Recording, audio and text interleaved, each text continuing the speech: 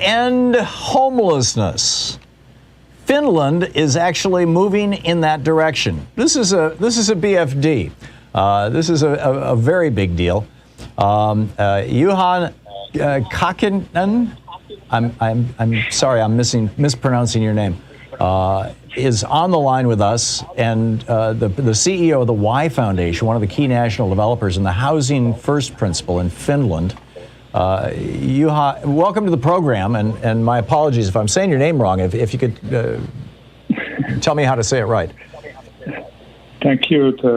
How we pronounce it in Finnish is Juha Kakinen. Aha. It's a difficult name, I understand, but Juha is like a John. It's a very common Finnish name. Yeah, Juha Kakinen. So tell us how you guys are ending homelessness in Finland. Well, we changed the system how we approach homelessness. First of all, we decided that we want to end homelessness. And so to do that, you need some political will, some political decisions.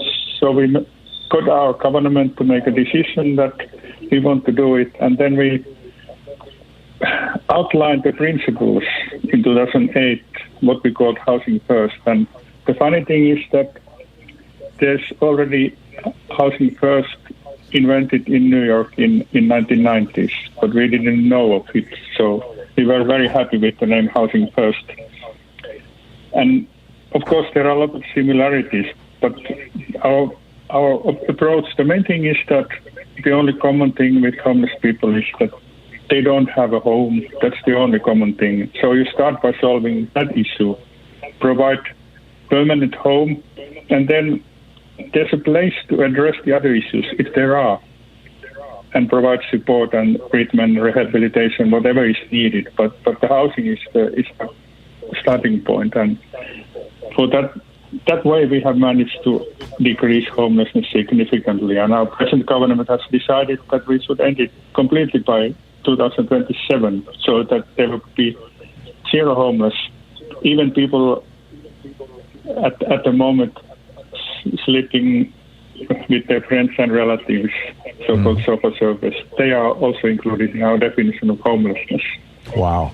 So my understanding, Juha, is that your foundation, the Y Foundation, that you guys have been doing this for about 30 years. You've been buying what we would call apartments here, and flats in Europe, in the private marketplace. When distressed properties or fixer-uppers or whatever become available, you buy them and then essentially give them to homeless people. Say, okay, here's your new home. Is that how it works?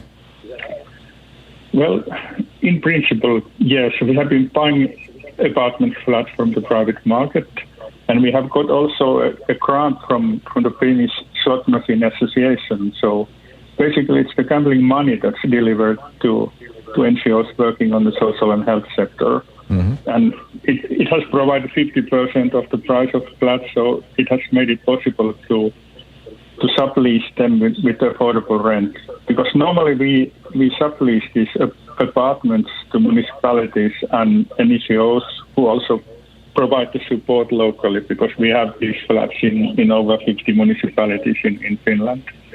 So we are the property owner, but we always work in a collaboration between cities and other NGOs. And right. That's a very common Finnish way that we work together. There's no one single person or no single organization that's doing the thing. We do it together. So the formerly houseless people now have a house, a home actually, a long-term house. Yes. But it's not, they don't own it, but it's like living in an apartment, and the rent is so low that they can easily afford it. Is that the point? Yes, we have the principle, what I could say, the principle of normality. So they are normal rental flats. You have your own rental contract, and you're supposed to pay the rent. And if you don't have enough income, you can get the general housing benefit as everybody else in the same situation. So there's this element of social system, social security system that helps a lot. So if you're low income or if you don't have money, the federal government, the Finnish government pays the rent, and you're facilitating this. To what extent is the Finnish government, in on this? I mean, you're part of a private, and you said an NGO, non-governmental organization, a private foundation. Is this the sort of thing that the Finnish government is inclined to do on their own, or any other governments in Scandinavia or around the world that you know of? And would that not be a more efficient way to do it? You point out that, or at least I've seen pointed out that that essentially this saves the country about 15,000 euros, maybe $18,000, $20,000 a year per homeless person that now has a home in lack of emergency services, medical services, increased longevity, not to mention the increased quality of life for them and for everybody around them.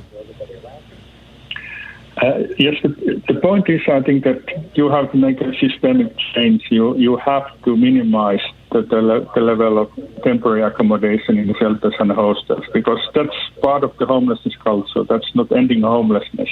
Mm-hmm. So the thing is to provide permanent housing.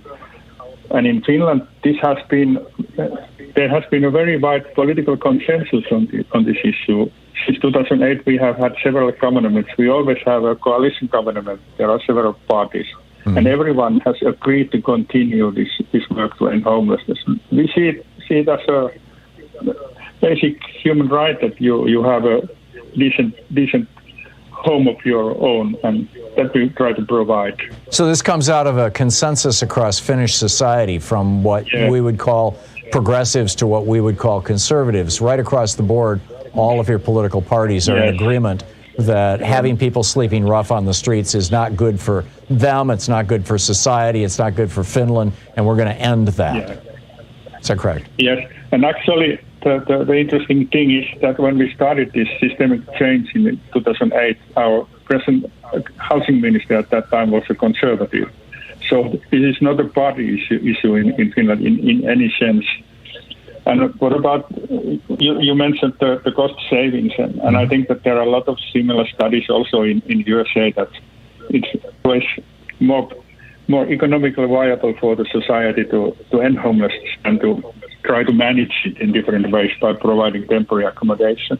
Yeah. And there are a lot more empty homes and apartments in I think probably every country in the world than there are homeless people. And now, that's true also. How do you respond to the what's the inevitable conservative backlash to this here in the United States, which is when you give people things, they don't value them, and when you give people things, other people are going to say, oh, free housing, all I have to do is be poor, I'll just quit my job and live like a bum on the streets for a few weeks until they finally give me an apartment. I mean, this is the whole conservative freak out is, oh my God, if you offer people things, they'll figure out ways to take advantage of the system. Well, this comes to the question about values, that we think that there's an undivided human value, and we have to have dignity in the society, and this is the old way to think that there are people who deserve and people who don't deserve, and that's not the way to treat people, and that's not the way how you can end homelessness. That is absolutely brilliant. Juha Kakinen, the CEO of the Y Foundation, one of the key national developers of the Housing First principle in Finland, YSAATIO.fi, and Jay on Twitter, JK.